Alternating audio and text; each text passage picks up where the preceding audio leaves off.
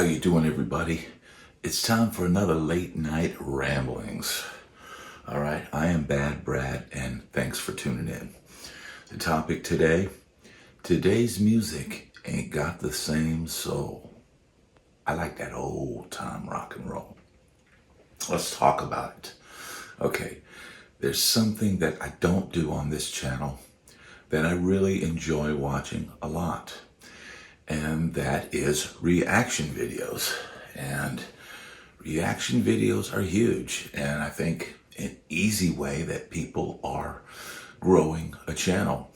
What I'm doing, not so easy, but I think in the long run, it can be rewarding, all right? Plus, I enjoy this, all right? But, I watch a lot of the popular reaction videos. Church Boy Reacts is one that I'm currently really enjoy. I can relate to Church Boy because he's a guy who grew up in the church. He's an R&B, bass player, but probably as a kid, he listened to mostly rap when he could, although his father didn't allow him to listen to it. But I can relate to him because I know a lot of church players here in town, in Nashville, and they're incredible musicians, and but some are exposed to other types of music and some aren't. And to just recently see him react to Steely Dan and to react to Rush just now, he just did a Tom Sawyer reaction, and it's incredible. But it more and more bangs out the point that the music that's coming out now, and I'm not going to say everything that's out now sucks, because it doesn't. There are some great things, and there's great strides being made in guitar playing, but the overall package of the music today does not equal what we had in the 60s, 70s, 80s, and even somewhat the 90s. One could argue that it's not being built in the same manner. You don't have the studio system. You don't have the label support. Okay, yes, today you can blow up on TikTok and you can blow up on YouTube. And, but it's come to light that through watching reaction videos and seeing the younger generation react to the older music, that today's music is not hitting the same, okay? And there's virtuosity out there, but virtuosity is not the be-all, end-all, okay? Bands like Rush figured out how to combine virtuosity with a great song. Van Halen, very similar in that they figured out how to combine Eddie's virtuosity and Alex's virtuosity with a great song that could connect to the world, okay? Bands today are, using virtuosity to a be-all, end-all, and have yet to write a great song that connects on a mass level to where you want their poster on the wall, okay? The charisma, the showmanship, it seems to be gone, okay? Yes, you've got some big-time performers, and yes, this, but it's not on the same level. I don't want a Post Malone poster on my wall. I don't want a Jelly Roll poster on my wall, but I'm sure there are many people out there who do. It's just not me, okay? When I was a kid, my first poster on my wall was Spider-Man, okay? And after that, it was Bruce Lee. But then after Bruce Lee, it was Elvis Presley. And, I'm a guy that I was young. I was a child. I was born in 66. But I was grew up in the 70s, okay? So Elvis was almost passe then, if you're a young kid. But my ears reached back and I heard something in those early 50s recordings. It was a cheapo commercial on TV selling these, low quality vinyl records. And, for $9.99, we'll send you 3 vinyl records of the greatest Elvis hits. And I heard, "You ain't nothing but a," I heard "Hound Dog." And as a little kid, that spoke to me. Okay, but before that, the first song that I connected with was "Blood, Sweat, and Tears," Spinning Wheel. And man, I just love that record. And you listen to that now. What an incredible band that was. Horns and bass and drums. Those guys were incredible, and a great vocal on that song. Led Zeppelin is an amazing example. They created a formula that a lot of bands have tried to emulate. You could argue that Whitesnake emulated it. You could argue that Kingdom Come, if anybody out there still is familiar with that, they took the Led Zeppelin formula. Jason Bonham's, band Bonham back in the day, that was Led Zeppelin formula. But today's Led Zeppelin, Greta Van Fleet, while they're very talented, and I think they're very successful at this point. They went from playing clubs to now they're playing arenas. But as far as being Led Zeppelin, man, they're not even 1/10 of what Led Zeppelin was. Okay? Guitar player's not the same. He's not on the same level. And you could argue Jimmy Page is sloppy. That's your argument. I don't care about his slop. But Greta Van Fleet, the singer, he doesn't have the same charisma that Robert Plant had. Robert Plant could just walk on stage and just stand there and command attention. And going back to Elvis Presley, he'd walk on stage and command attention. Jimi Hendrix would walk on stage and command attention. And we can go back to Jimi Hendrix because he combined guitar virtuosity with incredible songs. Great songwriter, okay? At this point, Jimi Hendrix is not given the credit that he's due. A lot of younger players don't get Hendrix because it's not today's level of virtuosity. But man, if you had my ears and you went back in time and listened to what guitar was in the 50s and early 60s, and then what it became after Jimi Hendrix, he is the guy. He is that guy, okay? I don't believe there'd be a Van Halen without Jimi Hendrix, even though, Van Halen claimed Eric Clapton was his greatest influence, and it may have been. But without Hendrix's dive bombs and his Marshalls and just taking it to that crazy over-the-top level, I don't see Van Halen coming along.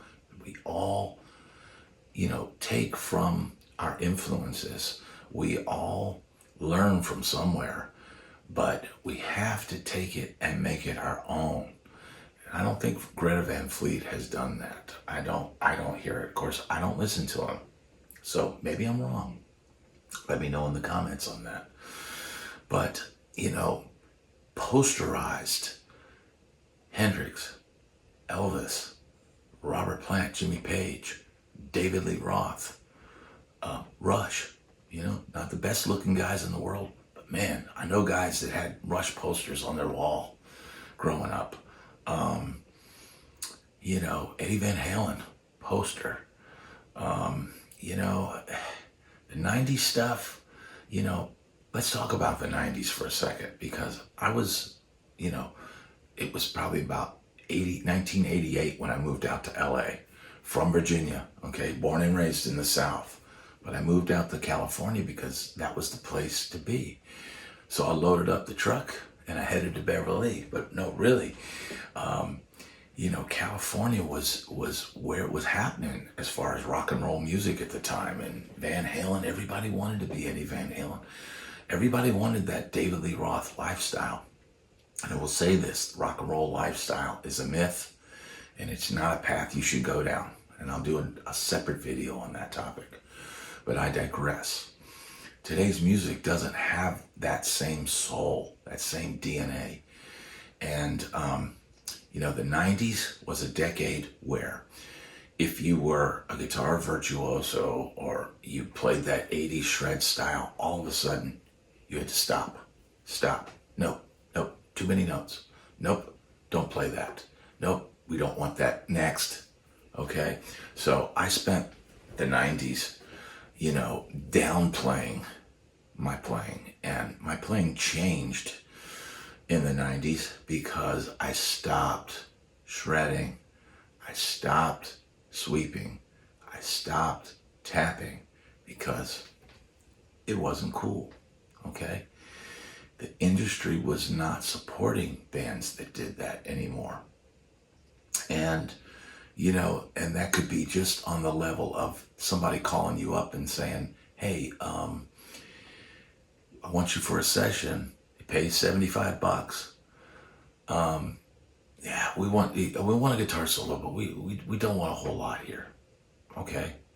So I instantly picked up on what they wanted. I'm one of those people that I can put my ego aside and play for the song. And I will say this, sometimes a great guitar sound is not what the song requires, okay? I'm gonna do a whole video on that topic. But the reality is, the music was changing and you have to adapt. You adapt or die. And by dying, I mean, you just don't get called anymore. I completely changed what I did when the 80s thing died out. And it died out later than people think. As soon as 1990 hit, the Sunset Strip was over. No, it wasn't over that quick. We were still, you see trends come and go. I saw the whole jam band, Spin Doctors, Blues, Traveler and all that. I saw all that happening. I saw different things, the Edie Brickell and the New Bohemians and all that. And you say, well, it's another trend. But the LA was kind of continuing with business as usual until it became painfully obvious. There was a studio near where we rehearsed, and they were looking to sign us, but they said, we'll sign you guys, but you're a hair band. And I'm thinking, we're a hair band? What? We're a band. Yeah, we have long hair, but that's just a haircut. But you get pigeonholed in a style of music, and when that style is passé, you either adapt or die. And for me, that was a move to Nashville. And I didn't come here to play country music, and I didn't come here to be a drifter from California. I was born and raised in the South. I got people in the comments when I talked about the Is Nashville Dangerous video, calling me a drifter and telling us poor Southerners how to live. Let me tell you something. Being a musician is experience extreme poverty because, we had tiny record deal in, 99. But all those other years, the years in LA where I lived in a band house in squalor with so much garbage in the backyard that they had to fill an entire dumpster with, and rats and everything, and then, needing a place to stay and having to live in one of those tool sheds that you see out at, Home Depot, and small houses were not a thing then. There was no insulation. It was a sweat box. But I'd be in that sweat box with a bass, a drum machine, a 4-track, and my guitar, writing songs, trying to get ahead, trying to get out of that sweat box. And I've been trying to get out of that sweat box my whole life. It haunts my dreams sometimes at night that I'm back at the band house. And, even to some extent, I had nightmares for many years of being on a tour bus because that's a high pressure lifestyle. But getting back to the music is not the same today. Bands have not figured out how to combine the virtuosity with the song and developing the charisma. There's a different motivation for making music now. It's more personal. It's more about, look at me, look at me, look at me. And in a band context, it was, look at us, look at us, look at us, listen to us. Now everybody's like, listen to me, look at what I can do. And I get it. There's some incredible players out there. But have any of them written a great song that connects with the world? Nuno Betancourt, that's a guy that he wrote a song completely out of the shredding thing with More Than Words and Wholehearted. Those songs touched people, and he put aside his shredding and his ego and wrote a great song that connected with feeling. I don't hear that from the shredders of today. Not yet. Play for the song. Always play for the song. I don't care how good a guitar player you are. Play what the song requires and get out. If you've got chops, save some. Save some for later, okay? If you're gonna have a long career, you don't have to give it all at once. Listen to Van Halen's first album. Yes, there's lots of incredible playing, but there's also a lot of playing for the song. Listen to the solo on Ain't Talking About Love. He's playing for the song. That solo is easy, but it's exactly what the song needed, okay? Today's music doesn't have the icons, the Robert Plants, the James Browns, the Prince, the Jimi Hendrix, the Elvis, the Jimmy Page, the Eddie Van Halen, the David Lee Roth, the Neil Peart, Geddy Lee, Alex Lifeson. These were posters on my wall or my friends' walls. You go over to their house and there's the Rush poster. I wasn't a huge Rush fan, but I can certainly appreciate what they did now, because good grief almighty, they left a legacy. And I like watching reaction videos because I get to see younger people listen to music that maybe they didn't experience or didn't think was cool when they were really young. And they're having the revelation. I'm seeing the light bulb turned on, like, man, we really had it good. We had it good in the 60s, 70s, 80s, and even 90s to some degree. But things have changed. Methods of creating music are different, and that's okay. On the one hand, I think it's incredible that I can write music with my friends out in California and play on tracks from people, from Australia. And, I'm on air gigs. If anybody out there needs tracks, hit me up. But, that is incredible because now you can make a studio master quality recording with a laptop. And that's a great thing because, man, my old bands out in LA, the managers wouldn't fund the budget. We didn't get the deal that we wanted. So literally, I left hundreds of songs on the table, and not just hairband songs. I left heartfelt songs on the table that'll never see the light of day because 4-track demos got lost and we didn't have any master quality recordings of any of it. We had the songs up here, and when we go to rehearsal, we go, hey, let's run through this one. Oh, what about this one? We haven't played this one in a while.